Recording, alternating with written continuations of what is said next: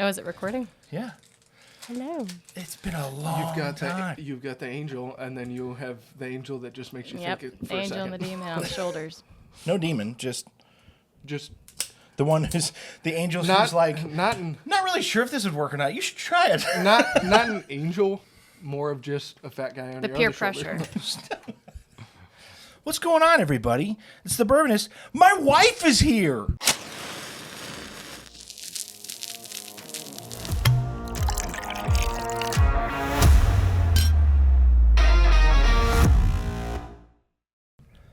Hello, everyone. This is Katelyn. Katelyn. Always says my name so weird. I feel weird. Caitlin. You feel weird? I feel like I'm a third wheel.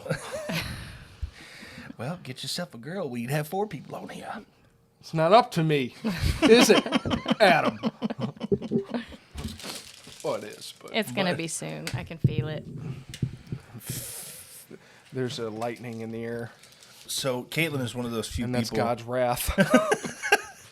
who does not mind the smell of cigar smoke.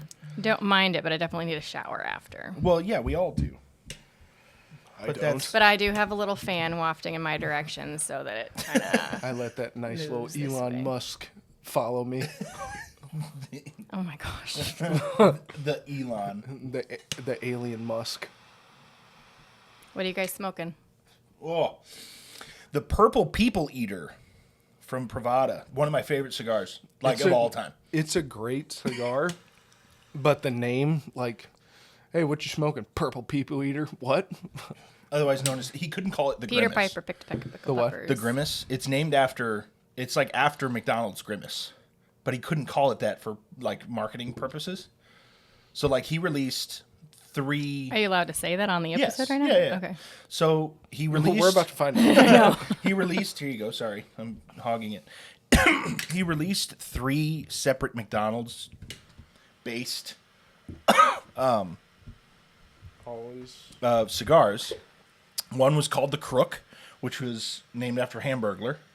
One was called the Oh, yeah. You the showed Birdie, me, like, the... which I haven't had the the Crook, label. but I gave it to my friend Nick, and he said it tasted like hamburger pickles, Ew. and then like salty pickles. That's so interesting. And then I had the Birdie, which tasted like McDonald's pancake breakfast.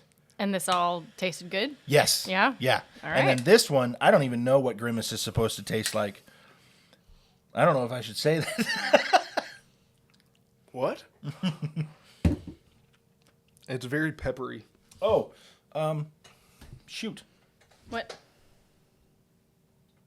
Oh, yeah, we did just... It's not plugged in. Can you plug it in over there? What the hell's wrong with you? Which one? It's here. I'll get it. Black wire, brown wire. It's the black wire. Okay. Plug it in the top. So unplug that, whatever that is. Cut. No, we do this all the time. We'll do it live! Fuck it. We'll do it live. Well, what did you just unplug? Not the fridge. That's good. So Air what? conditioning. No, but what was actually unplugged? You told me top wire. So what was the top wire? The top wire was the plug for the charger for the drill. Okay. We're good.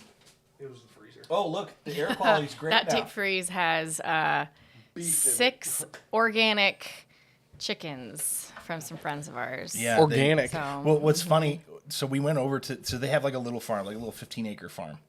And they have sheep, they have chickens, and they have more chickens. And, they have 1 goat. Oh, good. I think, is it just one? I think they have I either think, 1 or 2. I think it's all, I I was worried about think that. they're all goats. But, no, they're sheep. They're sheep. Yeah, that's they're right. sheep. That's right. So they use the sheep for breeding. So, like, sheep breed I'll like give 'em a rabbits, shout out. apparently. It's And because they're so stupid. And so they had that, and then they have chickens for eggs, and they have chickens for meat. I'm gonna give 'em a And shout so we out. were over there the other day, and my son, because they keep the chickens separate, like the egg chickens and the meat chickens. And my son, my 3-year-old, walked up and goes, "Oh, what's that cage for?" And she goes, "Oh, that's for chickens too, but those are for the meat chickens. Those are the ones you can eat." And he just, what? Putting 2 together of the chicken on our plate and the chicken that's run out in the field. Right. But they get like 15 dozen eggs a week. I think that because like this is how we paid them. Flat Tire Fields is I believe their company. So if you guys want to get some chickens from them, they have chickens and eggs, and they charge really cheap for farm fresh, cage free eggs, and they're like right out the chicken's butt, like just fresh. I don't know if that's biologically how that works, but we'll go with it. No, it's you don't have to swoosh it out of my direction. It's work. So we're talking about marriage today because my wife and I are the pinnacle of what marriage should be. Yeah, and I feel quite qualified to be on this episode. No, you're supposed to have fake confidence. Oh, fake confidence. Okay, got it. What is it? I was telling some of my newer employees, which is I'm not gonna lie, it's very nice to say. Yeah. Fake it till you make it. Yeah. And that's what because I haven't been. So I got a new job as a manager. That's right, baby. I haven't been a manager in 8-9 years outside of this. So I'm trying. I'm like very happy you switched. having to like remind myself or like relearn the management skills that I had before. Yeah. But shout out to Billy G's, one of our sponsors. Dan now works there. Mm-hmm. I can actually talk about where I work. Yeah, that's I don't right. just have to like vaguely. So anyway, what's wrong with your boss? It's my dad. The GM. Well, besides he's trying to look like me. Everyone goes like, "We got a second Chris?" What do you mean look like you? Bald with a beard. Okay. Bald with a beard. Yeah. I just say I've got 2 gray hairs. He's got more than 200. So, but So anyway, yeah, it's a very big blessing to finally be out of a place that I've been mentally checked out of. But yeah, I tell my employees like fake it till you make it, and especially like me. It's not necessarily like I'm trying to fake it. It's more of like, especially being in a place of authority. yeah. And someone brings a problem to you, you have to make a decision. You can't be like, I don't know what. I have to make a decision and just be like, listen, Chris know. can ream me out if this is wrong, but I've also only had 2 weeks of training, and then he went on vacation, and so I was like, you know what? Fake it till you make it. That's right. Well, F it, we ball. I mean, I could go for like the whole wedding thing, like in the singing thing, like just kind of fake. Because I had some, I don't know how deep I want to go into this, but I sing for weddings and funerals and things like that. And More weddings than funerals. yes. In church, but in yeah. church. But yeah, there was this like this time, long story short, where I almost passed out 4 different times singing for a wedding. And it was really, really weird because I had come from a background of singing from just in front of people and having no problem with it. But the whole time I had to fake it, and no one could tell that I was having any problems whatsoever. But on the inside, I was just like, I don't know how I'm going to get through this wedding. But I faked it, and made it. Yeah. Yeah, and I feel like that's because this is something that, what is it, the 3 stages of childhood, especially with your relationship with your parents, is first relationship is you idolize them, second relationship you villainize them, third relationship you actually like. Where'd you get that from? Did you get that from him? Because he got it from me, and I got it from my dad. You stealer. You line stealer. Hey, look. Wisdom comes in all shapes and sizes. That's so funny. But yeah, I don't know how to the take first that. stage, you idolize them, and then you get to the teenager rebellion, demonizing phase, and then you humanize them later on in life, right? That's right. That's the eyes word I was looking for. But when you humanize, wow, I'm gonna just stop. That is coffee, right? When you euthanize your parents. So This is a morning episode, so we're drinking some coffee today. piss off, wanker. Sorry, bleep that out. Humanize them. Yeah, when you finally recognize that your parents are human,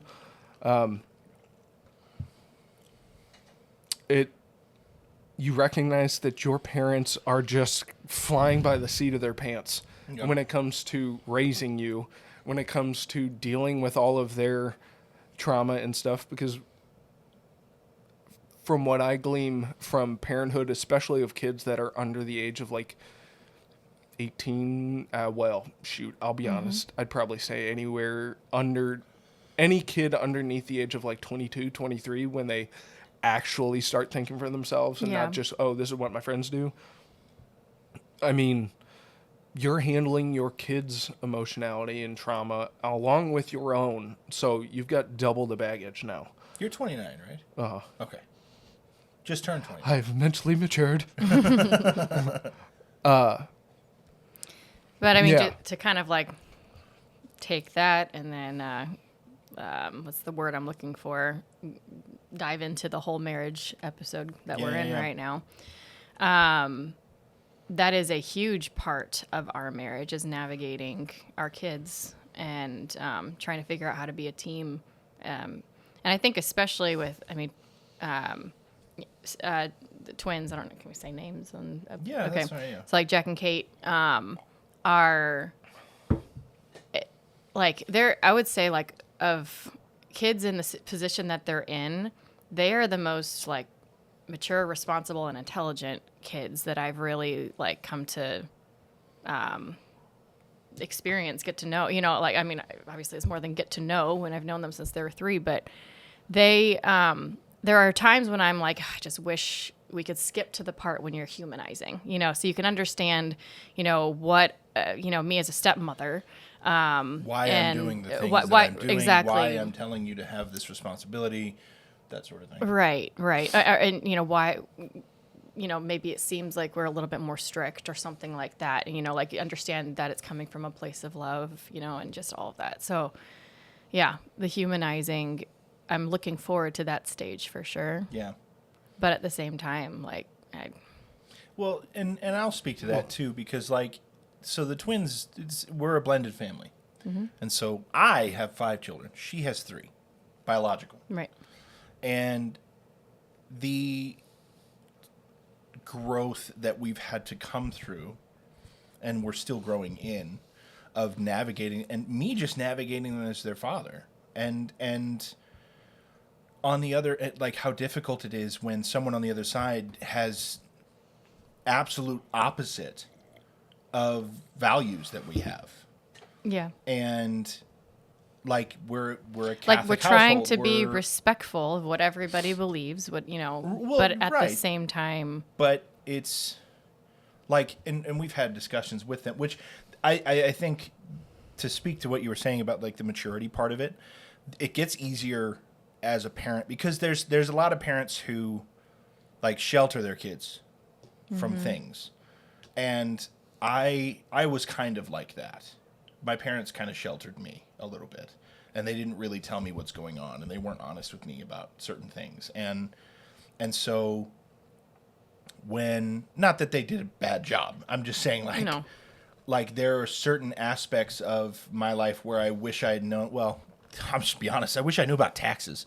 Like, I wish the school system had taught about that. But like certain things that I wasn't prepared for when I came out on my own. And so something that I think that you and I are doing very well, and it you took mean us like as far as like responsibility? yes, Okay. yeah. And so like it's not that my parents didn't teach me to be responsible, but I was also an egghead and just really stubborn.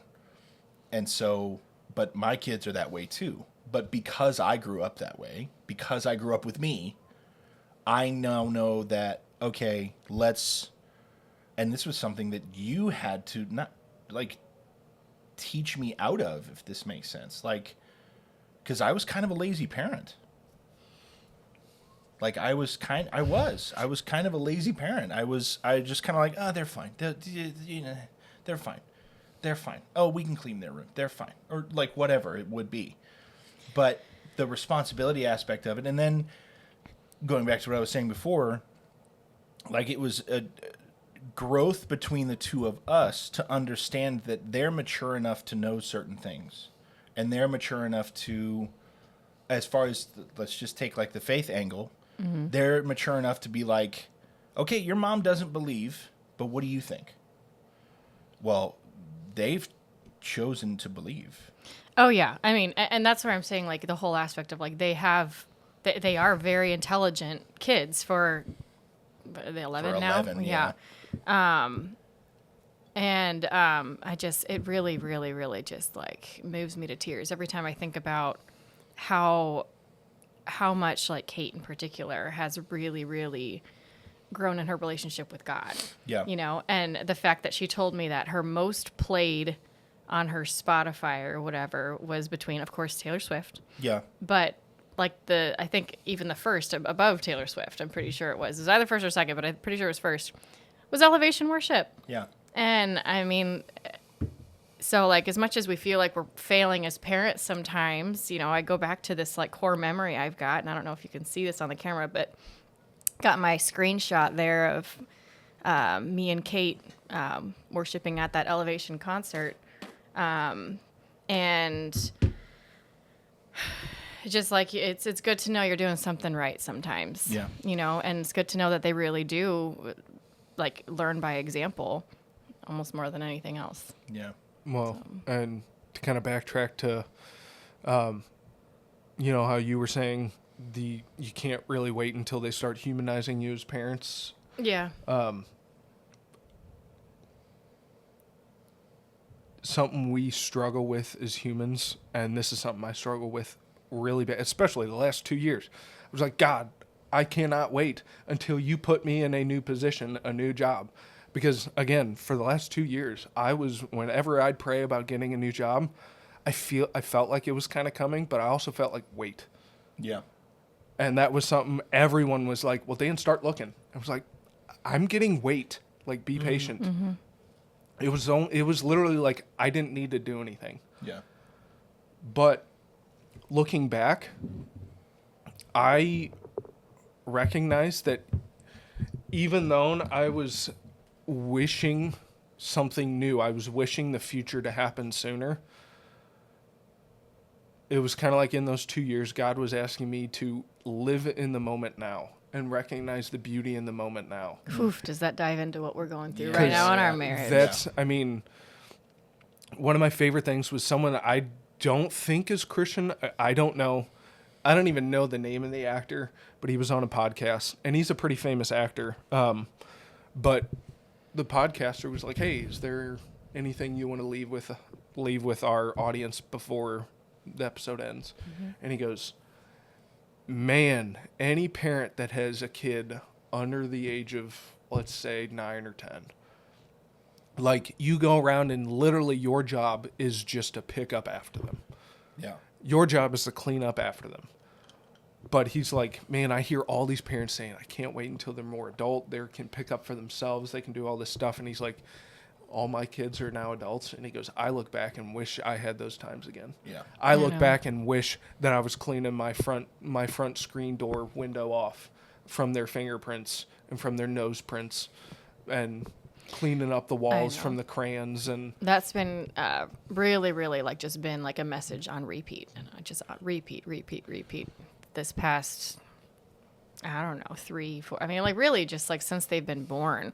Because it is definitely hard. Cause we've got a like newly 5-year-old, 3-year-old and 2-year-old. And it's a lot when you've got 3 toddlers at the same time.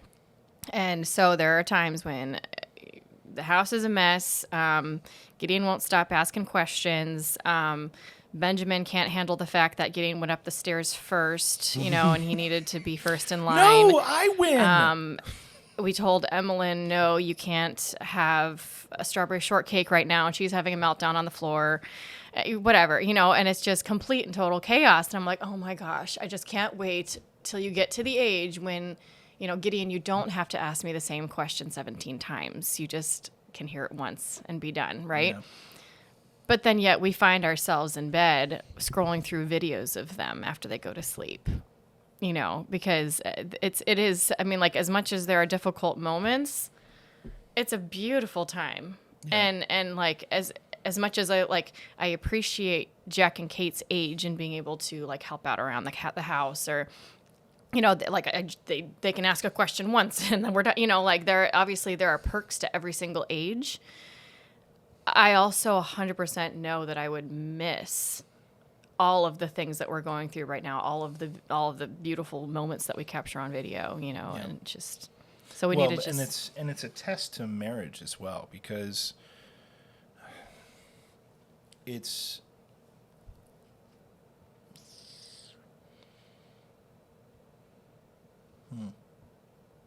You haven't Well, done this in a just- while.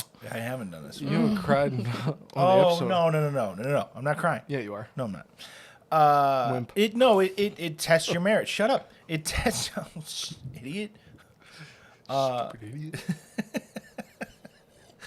It tests your marriage. It tests your resolve. Your resolve. It tests who you are as people, because you don't know. Because like there's not. Oh, yep. Screw you, man. There's Wow, it's not. almost like I knew it was coming. There's push through. there's not a single person. There it is.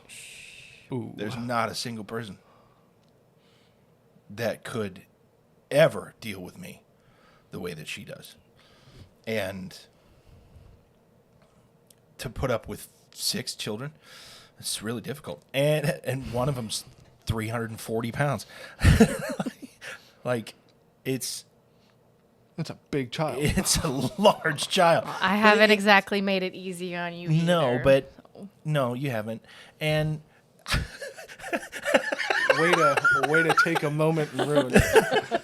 that's what I do best. But it tests your resolve as parents. It tests your marriage. It tests who Well, you yeah, are because as a you've person. got to, you know, like, no, we got to parent this way. Like, oh, but, you know, this is the better way to parent. You know, you got to go through, you know, figuring out how to be a team as you're figuring out how to basically be your child's counselor and psychologist all at the same time. Well, and then how many And- times in the last, we've been married, what, almost 6 years, 5.5 years. And how many times, you know, I haven't done it nearly as much over the last year, but how many times early in our marriage would I like step in when you were trying to parent? Because I thought that I knew more than you.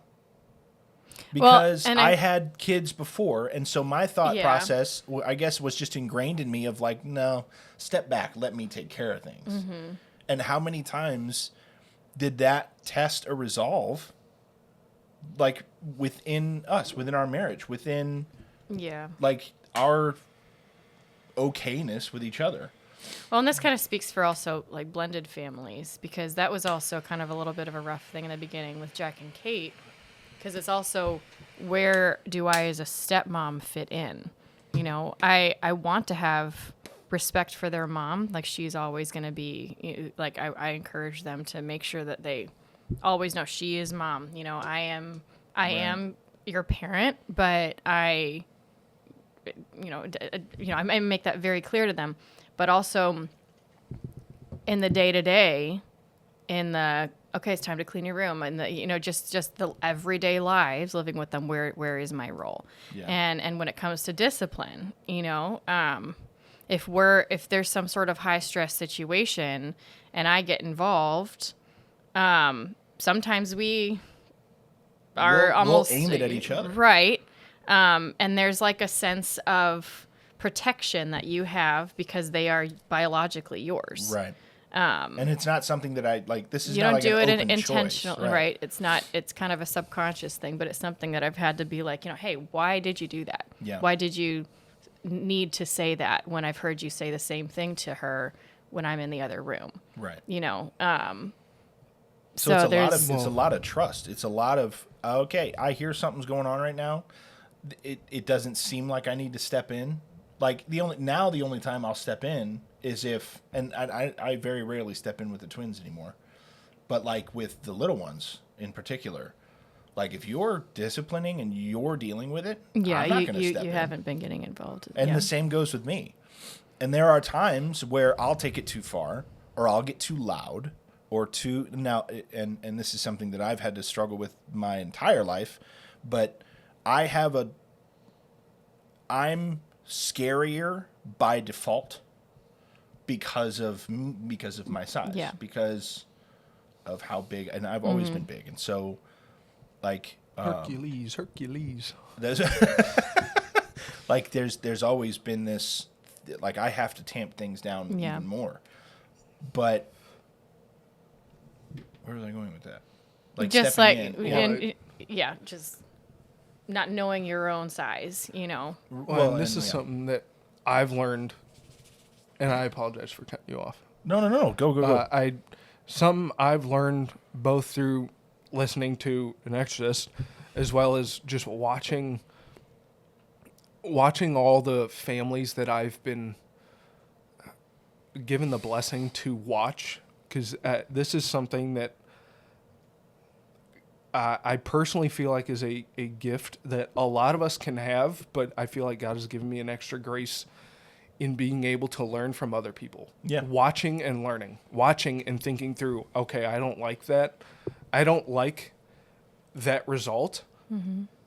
Why did that result come up? And this is something an exorcist always talks about, or not always, but I heard is especially like with the devil's attack on marriage, number one, like that is his number one target. Yeah, split right up the now, family. is family. So what he's going to do is he's going to basically call upon each and every one of your individual insecurities and then basically wire your brain to see your partner attacking your insecurity. Right. Yeah. And then he's going to start feeding and peppering your brain with these thoughts of either A, they're doing it on purpose, especially if you've never been privy to those, like you've never been able to fight off Sure. those temptations. He's going to keep peppering. They're doing this on purpose.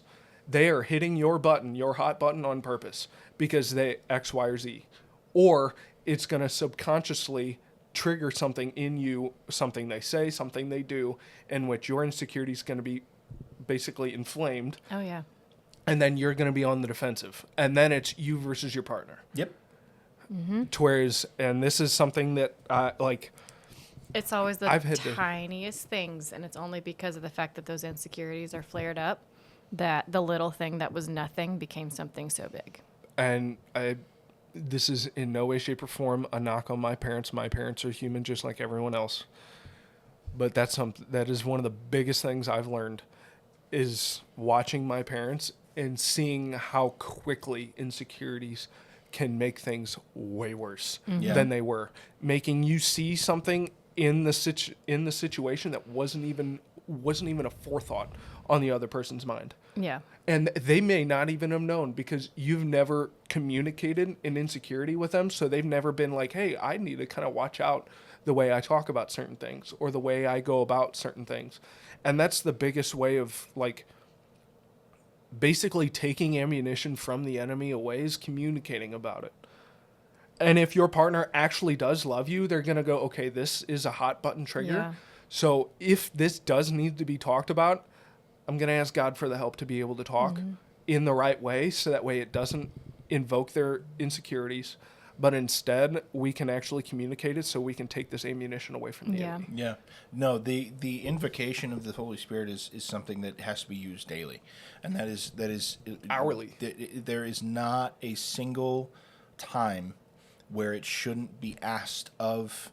I mean, because you ask for the help that you can get, right? Yeah. And if it's available to you, then like, Why would you not ask for help? right. Well, At and all. that's where like we've realized we need to make sure we're incorporating more prayer into our marriage, and you know, just like and taking advantage of all of these beautiful gifts and sacraments that God has given to us. So, because like, I mean, like I don't know how much you go into Catholicism on your podcast, it's but deep. so while we She clearly listens. I've listened up to episode 33 because I just don't have enough time in my day. But whenever I know there's a lot more than 33. No, listen, 102. I don't expect anyone to listen. No, I'm planning on listening to all of them. I just don't have time.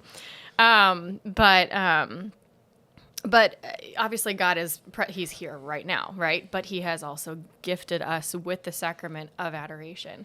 And we went to adoration Yesterday. yesterday morning because we're just we're really stuck right now, trying to figure out what the next move is and trying to figure it all out before the school year starts. And right now we are mid-July. Yeah.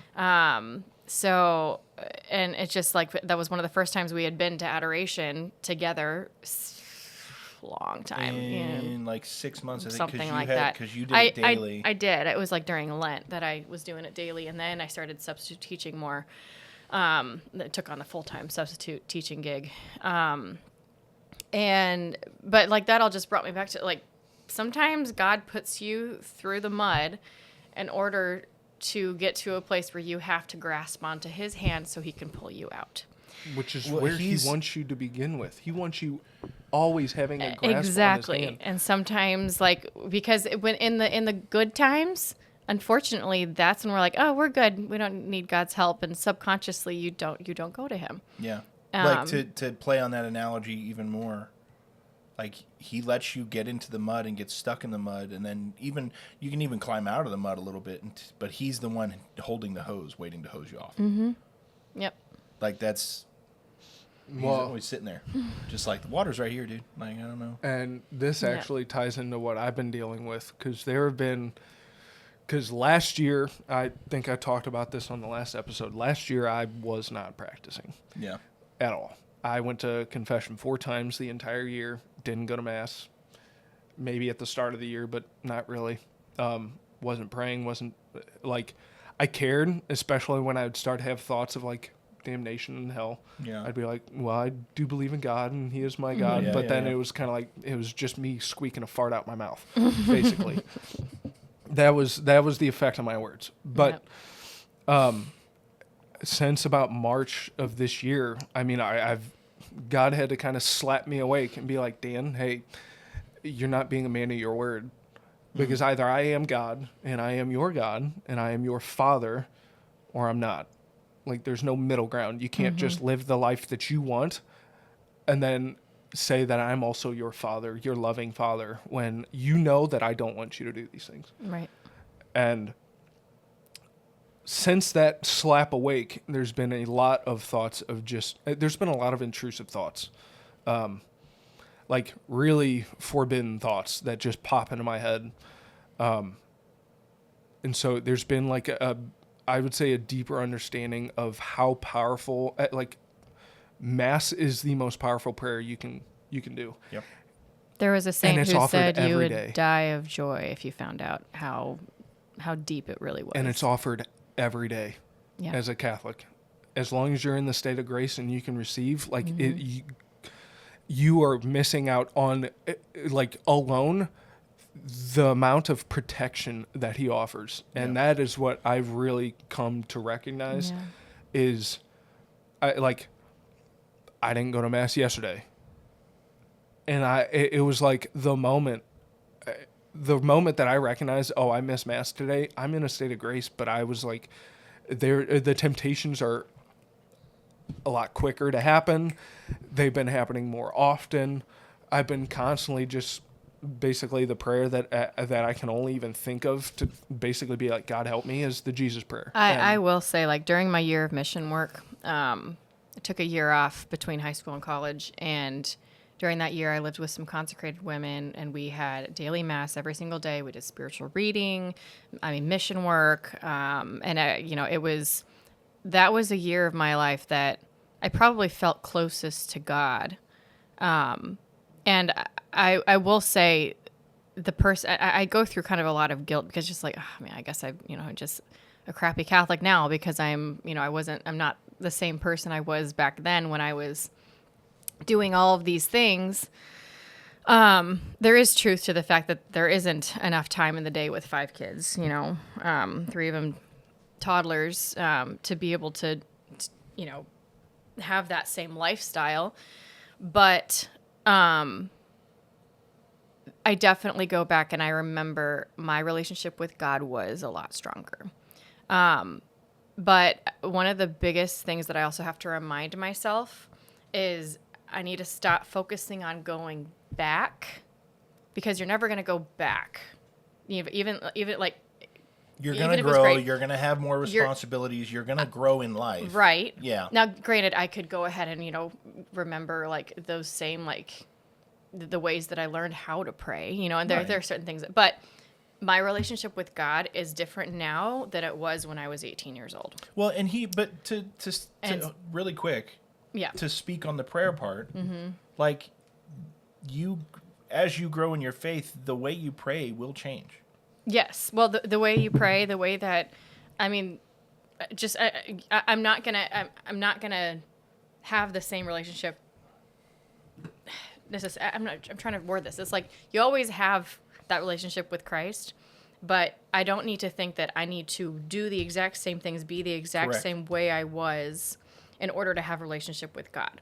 I have to see where I'm at right now, and make sure that I keep God present in my life, even just through the everyday things, and then take the sacraments where I can get them, as long as I'm not constantly using the excuse of I'm too busy, which is a huge thing that parents, I feel like, tend to do. Because yes, we are busy, but the reality is, I had that hour that day that I could have. I had that drive on the way to go pick up the kids from somewhere that I could go ahead and pray a rosary or just listen to worship music and be present with him, And I mean, like. Well, the way I've kind of learned about it is it's like a marriage. Are you too busy to spend time with your spouse? Because if you are, then that kind of shows your intentionality with the relationship with God, which God should be number one above your spouse. Because then if God is above your spouse, he is the one who's going to give you the graces to be able to love your spouse. I mean, and every single time that we make sure we prioritize God, good things happen in our marriage and in our life. When did that? You remember when we fasted for 24 hours?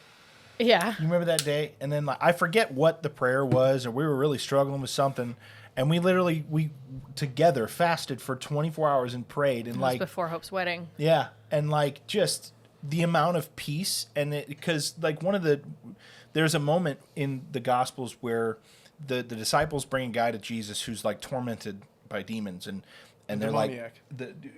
One of the demoniacs, yeah. And they're like, we've prayed for him and nothing happened. And Jesus specifically says this kind of demon only responds to prayer and fasting. Yeah. And so, fasting together, that's it. I will say, if we're going to give advice at all, coming together in corporate prayer, coming together, we pray with the kids every single night. We need to get better at praying together every day. But, doing sacrificial things,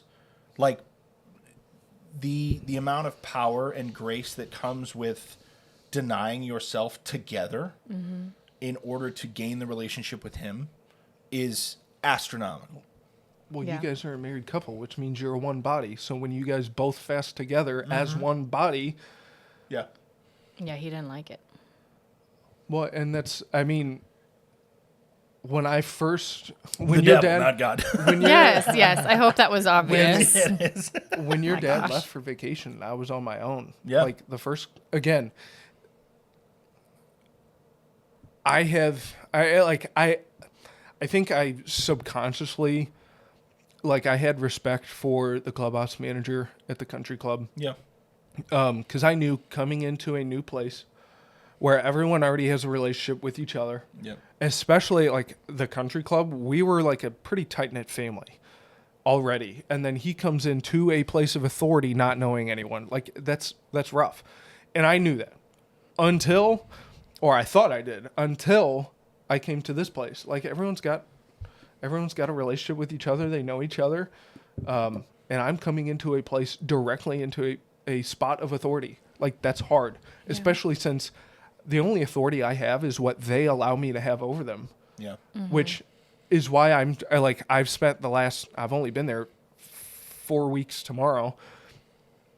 I've spent the last 4 weeks trying to basically show them I respect them. I'm coming in with it already a level of respect for them, because again, my job, and this is something I loved that your dad said, my job is to support them, is to make their job easier. because my job is to help them, most of them, all of them, get most of their money on tips. Yeah. Which means my job is to help them make as much money as possible. Yep. Yeah. Yeah. And I love that. And that's what I like. That's what I thrive on, is helping other people, which is why I'm in hospitality. Yeah. But there's always in that back of my mind, like, if this person doesn't like me and I happen to like ask them to do something, they have the physical ability to go, yeah, sure, I'll do that, and walk away and never do it. And so that's where, but that comes out of a level of disrespect. Yeah. And so, like, going to mass every day is not only protecting me from temptations of insecurities, of just of sins that I've struggled with my entire life, but also I think it's been a beautiful way to rely upon God to help me be the manager that they need. And not only they need, the way I look at it is, God, you gave me this position. Yeah. Yeah. Yeah. Help me be the manager you envisioned me, because you gave me this position. Yeah. And same thing with being a father and a husband. Like, you gave me this wife. There is so much to say about like just the graces you receive from daily mass. Yeah. And I wish we were in a place right now where, But it's not, and it's also making sure you're in a state of grace, because that means you respect the relationship with God that's first. right. Yeah. Because if I'm just going around doing whatever the hell I want, I'm in a state of mortal sin. This is where your intentionality of actually putting your relationship with God first is so key, because if you're going to do that, you're going to actively seek the ways in which God does not want you to act. So that way then you can have the hindsight to go, or the foresight of going, hey, listen, I understand that I do A, B, or C action that's a sin that Yeah. God does not like when I'm put in these certain scenarios. So I'm going to stay away from them. Yeah. Because us as Catholics, we have confession, which is a sacrament. And then during or after you make your confession of all the sins that come to your mind, again, you have to actively seek out all of your sins that God wants you to confess of. Yeah. And then after, you make an act of contrition. Part of that act of contrition is, with the help of thy grace, I will sin no more, and to avoid the near occasions of sin, which means when you make that act of contrition, for it to be a valid confession, you have to actively mean that. Yeah. Well, so yes.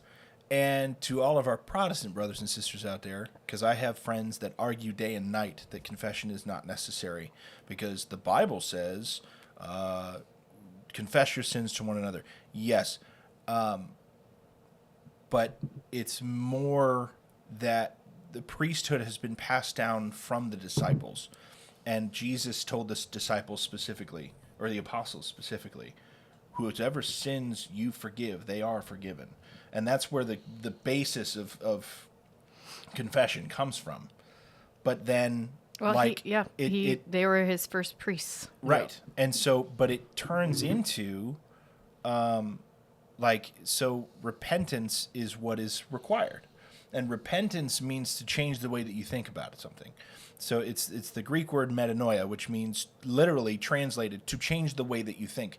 And so to be in true repentance, or be in true, like, asking for forgiveness form, is, I see this thing that I've done. I can't, in order to be truly repentant of this thing, I will not think about it the same way again. Right. So it's not that, I just have to try not to do this again. It's, I don't view it the same way. Therefore, it doesn't make sense to do it again. Does that make sense? Yes, which is why, again, like, going to confession, there are graces, because it's a sacrament. It's God's grace given to us in a physical form, because the priest is in persona Christi. When he's been laid hands on, when the bishop laid his hands, he's given the power to act in persona Christi. Yeah. Which means when you go to confession, you confess your sins, quote, to the priest, unquote, it's actually Christ. Yeah. And so when you go to confession, the more regular you go to confession, the more graces, even if you're going for venial sins, like, according to Father Rippringer, the exorcist, getting sin out of your life is actually just step one of the Christian life. Like, that's not the epitome. That's actually just step one. Yeah. Well, But- and that's where a lot of Protestants fall short. Is they're like, my sin's gone, therefore I'm good, and they don't. Well, so when you go to confession, your sins are completely forgiven. Right. You are spotless. The issue is in the Protestant church, at least from what we learned, it's the idea that God has put a clean slate or clean blanket over your sins. The problem is, if I put a clean white wool blanket over a pile of dog shit, the underneath part dog of the shit's still blanket's still shitty. Right. To where in the Catholic form, God enters into your heart and cleans from the inside out. So it just like the Eucharist, changes the complete substance. Transubstantiation. Completely Yeah. changes the matter itself. So you are a whole new individual. You are your new version of yourself. Yep. And every time you go to confession, God just gives you graces, especially when you mean that act of contrition and your intentionality is pure. God gives you the graces to actually mean it. Right. Which is part of, like, lately, a lot of the intrusive thoughts are like, it's a rewiring of my brain to look at sin the way it actually is, which is why when I start to have those temptations rise up, I start having these demonic thoughts also rise up, because every temptation of sin is demonic in and of itself. Yeah. Well, so how do we, just to bring it back to the burn that fly alive, how do we, to bring it back to the marriage thing,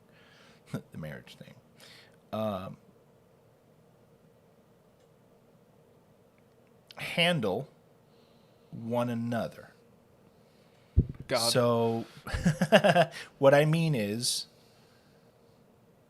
how do we navigate each other's shortcomings? A lot of communication. Like, a lot of communication. And this fly is going to really bother me. Yeah, it's good. It's going to stay there for a little bit. Really, because you got hit. And this is where, like, kind of that hurt. going back to, like, the whole parent thing. Actually, I'm going to take a step back here and just, like, so just as we kind of talked about, like, our parents have shortcomings, we do too. And something that I've always appreciated about the Bourbonist podcast is you guys are men who don't have it all together. You're talking about where you're at here and now. Yeah. Right? And that's where I felt okay about coming on an episode and talking about marriage. Because if anyone doesn't have it all together, it would be us, Yeah. I feel like. But I think that both your parents and my parents have successes in certain areas and flaws in others. Yeah. And I feel the exact same way about ours. And the whole concept of wanting our kids to humanize us is to see that we're all of us, grandparents and parents, we're all just trying our best, right? And so something that I think that my parents could have worked on a little bit more is communication. He's trying real hard. He's testing our ADHD really bad. Yeah, gosh. you guys are pot and kettle, man. I tell you what. Wow. Just not leaving. But Ball. because I mean, in my family, there wasn't so much communication. It was like, there are even days where I like was bothered by something that, you know, someone said in the family, and I would bring it up and then was told, why would you do that? We were having a good day, you know? And so like, and now there is a healthy balance of like, you know, not the time and place to discuss that. Right. Yeah. And so like my parents weren't wrong necessarily, but there could have been times where like, okay, then let's actually set up a time to talk about this, or, you know, and really, because we didn't talk about things, or if we did, we waited until we finally got angry and exploded at each other. And so communication was like, if we started arguing, it was like, okay, now it's time to let out everything that I haven't been able to talk to you about. And Well, now that we're here. Right. And just everything explodes out. It's like, we were talking about this. How does this make any sense, right? And so that's something that I've kind of had to unlearn. And I don't even, would you say that I almost I almost communicate too much, or like No, because I like was I gonna almost say like that I do. overcompensate. I was gonna say that I do. I think you do a stellar job at knowing your feelings and presenting them to me. At most of the time, pretty appropriate time. There's very little. Now, when we first got married, it was just explosive.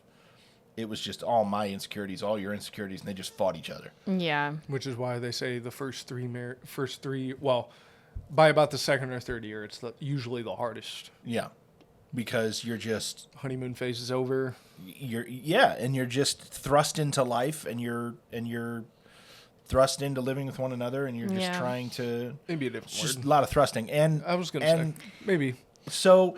All right. So, but honeymoon phase. the point I'm trying to make is I think you do a stellar job at communicating your feelings. I think, to speak from how I grew up, my parents always thought and always would tell me that I communicate too much, that I overthink things and I want to talk about things too much. So And then I feel like we're similar. Yeah, then. I think, I brought that into our marriage where it's like, no, we got to talk about this right now. Because and you're like, no, why would you? No, it's not the time to talk about that. We're doing X, Y, and Z right now, or we're dealing with kids, or we're dealing with flies, or we're dealing with, whatever it may be in the moment. Yeah. Dan. But I know, guys. we're dealing with Dan. Hey, you guys. I'm here Plugged again. I'm here again. But we got it. Oh no, it's overflowing. We're dealing with all of these external things right now. Like, why would we?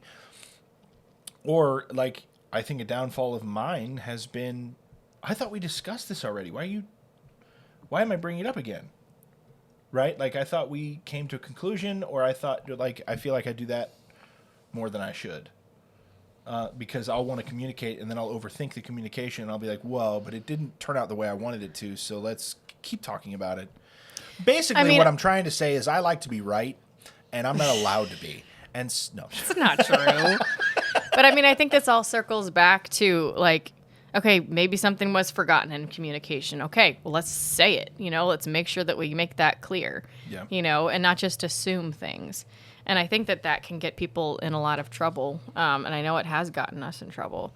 So it's just, and it's just a part of the speech that I gave to my sister at her wedding was, at the very end, it was communicate often, but communicate after coffee. So communicate, but also make sure you're in a right place to do it. Make sure you've gotten enough sleep.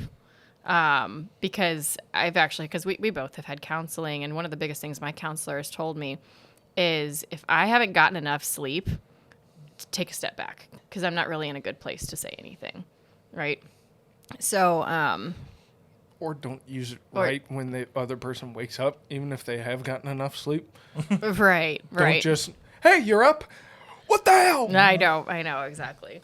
Yeah, definitely. mean- And especially when you're woken up by kids too, and that's just the phase we're in, where they get up at 6 a.m. and so we have to get up at 6 a.m. and Sets the morning off to a different tune. right. Yeah, right, and I think a lot of marriage can't boil down marriage really, because it's unique to every single individual couple.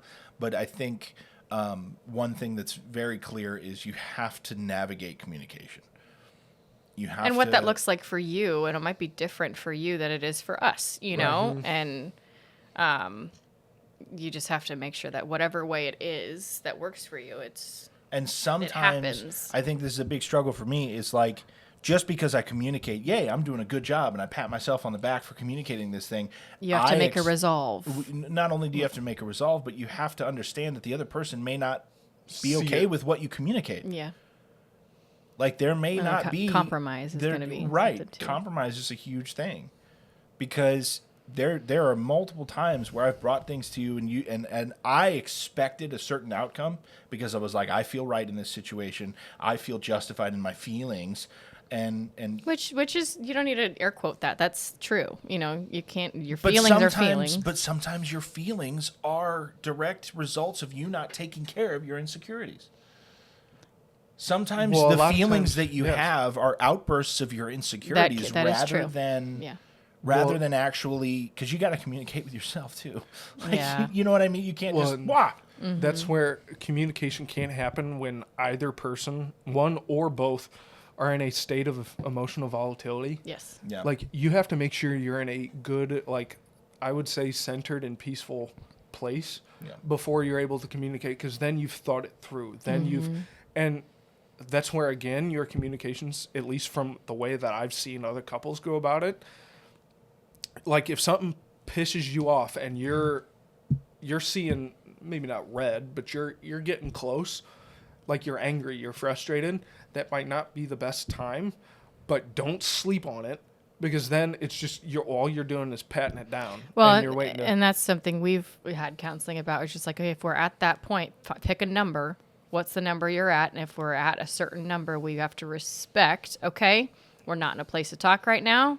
We'll wait till that number comes down, and then, but like, we also have to make sure we respect one another. If we're like not in a place to talk, then we give each other space, but we also promise to come back and talk. That's what we mean by communicating, is you have to communicate everything. Yeah. Like, I can't just, if I'm frustrated or at an 11, I'm not hanging up on the phone with you and not saying goodbye or not telling you anything and just click. That's horrible, because it just adds to the frustration of, well, now I'm angry that she hung up on me, or now that I'm angry he hung up on me. Like, you have to. and then it becomes more and more of a it's me versus them. If like, the unless- anger becomes unloving, that's when you know you need to slam the brakes. Yeah. And if it's when you think about communicating, I guess the biggest piece of advice I could give, if you're thinking about communicating something to your wife or your woman, your husband, but your spouse, like, if you're thinking about communicating something, if it's not bringing you personal peace, you thinking about what you're going to communicate, then it's probably not. Like, if it's something, like, if you just stew in your own anger and you're like, I'm angry, I need to communicate that I'm angry, I need to communicate why I'm angry, and I need to communicate that it's your fault. Hey, I'm communicating. No, that's not bringing you peace. Well, it's the whole I talk. Or Exactly. whatever, you know. I. Well, no, you need to be like, need- I felt this way when this happened and all that. And I know Right, it's you like, can't I be know like, it's so cliche, "You but made it's me angry. so true. You need to talk did like this. It's Right, you've gotta I make felt sure- this way when this happened. yeah. Right. If you're directing your finger at the other person, it's just you just have to expect it's not going to go well. Well, and there's also, I mean, I think it's very important to, before you communicate, ask yourself why you feel that way. Why did that make me angry? What am I seeing in this scenario that's setting me off, or that's tapping my insecurity? Because is it something that's actually there, or is it just my insecurity making me see things in a red tinted glass? Yeah. Yeah. Whereas that's where, again, the communication, but you can't communicate that effectively unless you've thought about it. And Unless sometimes you need to say that. Hey, I'm really, really pissy right now. I have no idea why. I'm letting you know that I'm really angry and I haven't figured out why. So be delicate with me until I can. You know, like, Oh my gosh, like, she started doing that like a month ago. You did that for the first time. Mm-hmm. You were straight up, you were like, I am not okay. I'm not feeling okay. what I say might come off as me being angry with you. Right. I'm not. Please understand that you need to be gentle with me today. Yeah. That was so eye-opening. Like, And you were, I remember that day. You were super, super delicate, super sensitive. And then eventually I started like just bawling my eyes out and you're like, there, you know? yeah, And- that's exactly how I do it. There. Get over it, pal. you'll be all right. But I mean, Have a shot of whiskey. It'll be great. but I mean, that scenario, you know, maybe the year 1 or 2 that, sorry. Classy. That Classy. for those listeners, the ash just fell all over the place. This happens once an episode. Oh, good. That and But- cough. Oh, what was I saying? Like if that would have happened and you weren't delicate with me, instead you like did, you know, react to my anger. Well, or that means whatever. she's mad at me. Yeah, right. I mean, that could have resulted in an argument lasting the entire day, maybe even the next. You know, like, but instead, he was able to comfort me as I cried, and then figured out what was actually, bothering me. So, Communication, man. And you hear it all the time. And I know tons of people, myself included, who are like, yeah, I'm a great communicator. No. You're just really good at saying you're upset. Mm-hmm. Or you're just really good at being like, you made me feel this way. And let me rephrase that. You're not good at communicating. You're good at telling people your feelings. And there's a big difference. Yeah. There's a huge difference because there has to be strategized communication. There has to be, there has to be a desired outcome of change. Yeah. Like, you can't just go, well, I'm pissed because you did this. And then there's no resolve to actually, like, effectively, like, change certain things. Right. From both people. Yeah. Like, if I happen to get married, and my wife doesn't like it when I poop in the toilet and don't flush. Like, I have to have, and she comes to me and goes, "The hell's wrong with you, you ogre?" But I go, well, in my family, I learned sharing is caring. Oh my gosh. Like, I made my wife upset. She has to come to me with this idea of I'm not just telling you, hey, you ogre. Mm-hmm. Yeah. You piss me off. And then there's even just like, we also learned about just like for the marriage, like what is worth keeping with what you believe is right. Let's just go ahead and use that example. Adam really believes it's right to not flush the toilet, right? Attaboy. Maybe that's like just something he's super passionate and he's not going to let go of it, right? Family tradition. Okay.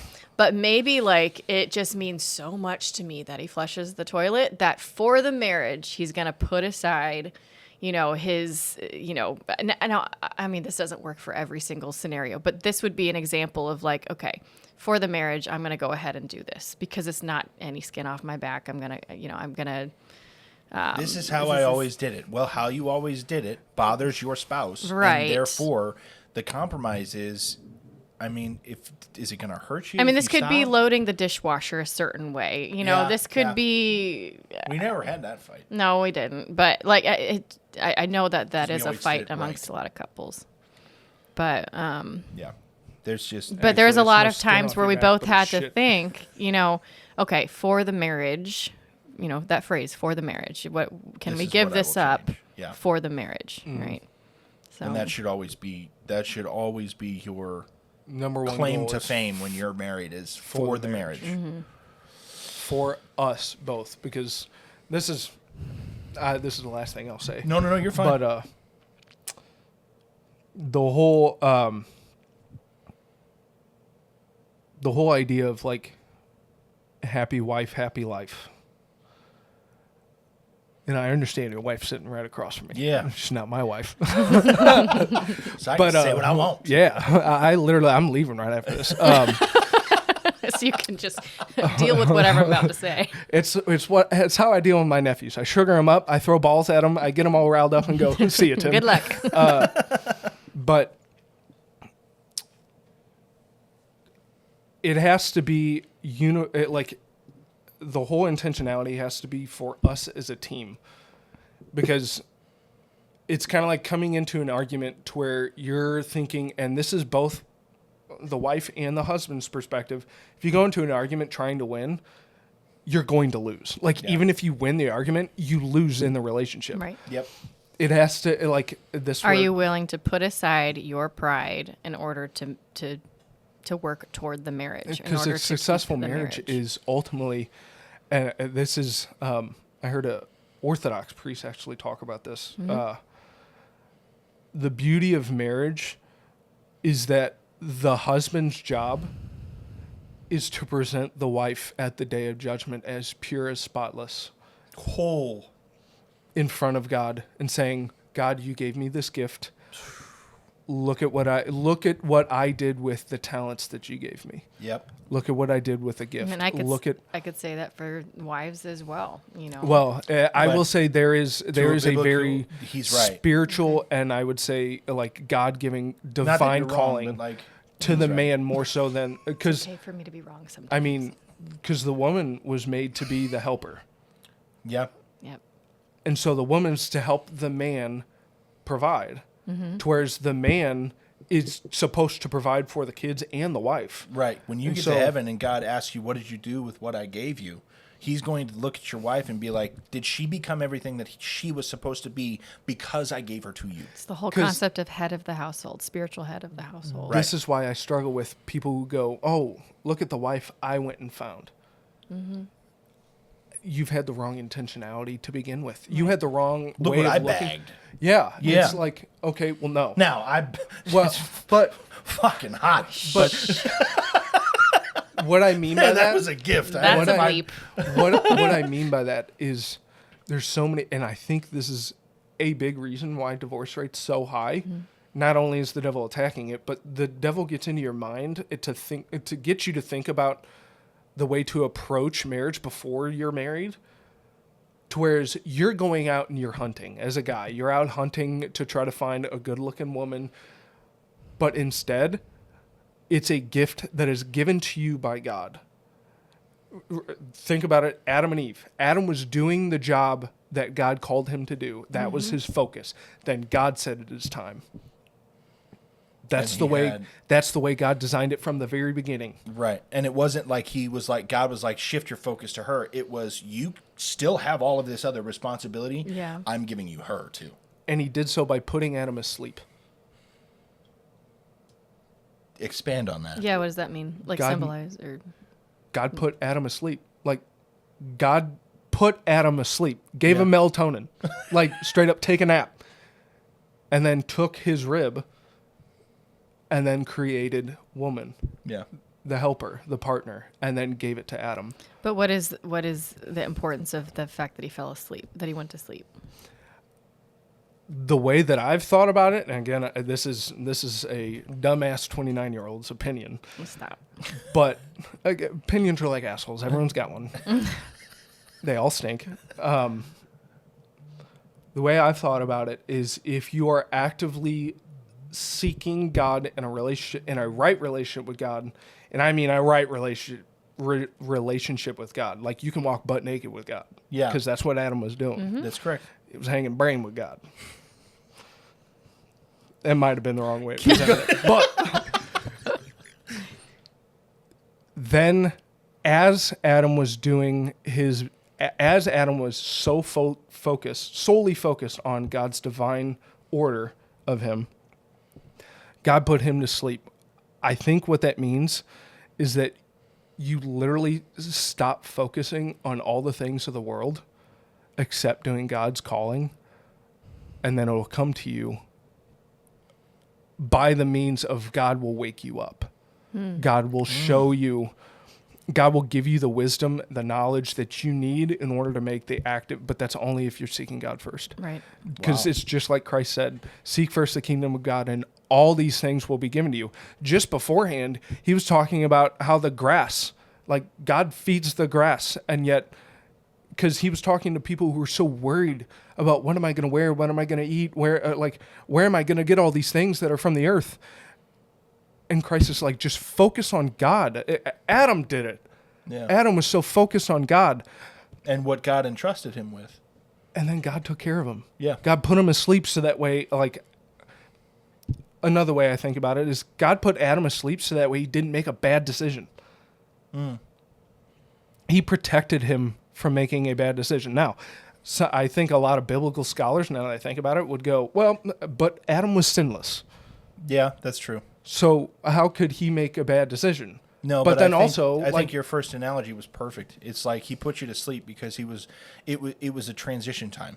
It was because Adam didn't need to sleep. That was something that I heard a biblical scholar talk about. Like, Adam didn't need to sleep. Like, everything was perfect. We need sleep because our bodies fail us. Because and that's if we an don't, effect of original sin. right. Which he didn't have at the time. Exactly Correct. right. So he didn't have to sleep. So God put him to sleep to wake him up in a new reality. Oh. You're welcome.